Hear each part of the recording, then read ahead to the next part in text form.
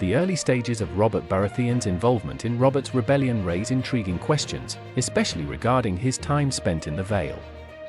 His whereabouts during this crucial period are not a mere detail, but a significant moment in the political dynamics that eventually led to rebellion. Why was Robert in the Vale? Fosterage and early connections. Robert's time in the Vale was due to the custom of fostering noble children, which was a practice used to forge alliances and train future leaders. He was fostered by Jon Arryn, the Lord of the Vale, alongside Eddard Stark, forging strong ties with both men. These early relationships proved instrumental, not just in Robert's personal growth, but in the political strategies that unfolded later. The Vale was likely a second home for Robert, as he spent a significant part of his youth there, which likely shaped his loyalty and understanding of politics. Robert's youth and responsibility. At the time, Robert was just 16, freshly made Lord of Storm's End after the sudden deaths of his parents. However, he was unprepared to manage the complexities of ruling a region as vast and challenging as the Stormlands. With his younger brother Stannis Baratheon too young to assist, Robert's absence from Storm's End during this period makes sense. His reluctance to fully take on the mantle of lordship and his preference for the Vale could have been more due to personal immaturity than political strategy. Building alliances. It's possible that Robert's stay in the Vale wasn't just about youthful indecision. By 282 AC, Robert had formed strong bonds with both Jon Arryn and Eddard Stark.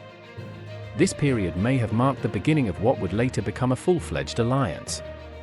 With King Aerys II's rule becoming increasingly tyrannical, these three men were likely discussing the political situation in Westeros and perhaps even plotting resistance, though this would not have been obvious to outsiders. Was Robert actively plotting rebellion? While no direct evidence suggests that Robert and Jon Arryn were actively plotting rebellion during Robert's stay in the Vale, their close relationships and shared dissatisfaction with King Aerys II could have set the stage for the eventual uprising.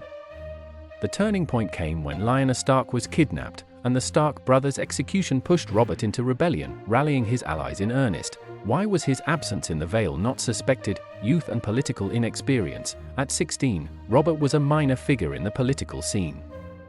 His time in the Vale, far from raising suspicion, was likely seen as a continuation of his childhood fosterage.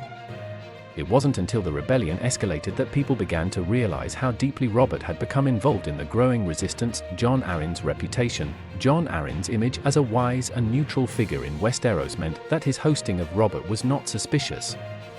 Most lords would have accepted this arrangement as nothing more than a nobleman looking after a young lord. Loyalty of the Stormlands. At the time, the Stormlands were known for their loyalty to the Targaryens, so Robert's absence wasn't immediately seen as a potential precursor to rebellion. In conclusion, Robert Baratheon's time spent in the Vale was likely driven by personal reasons, political strategy, and a lack of readiness to rule.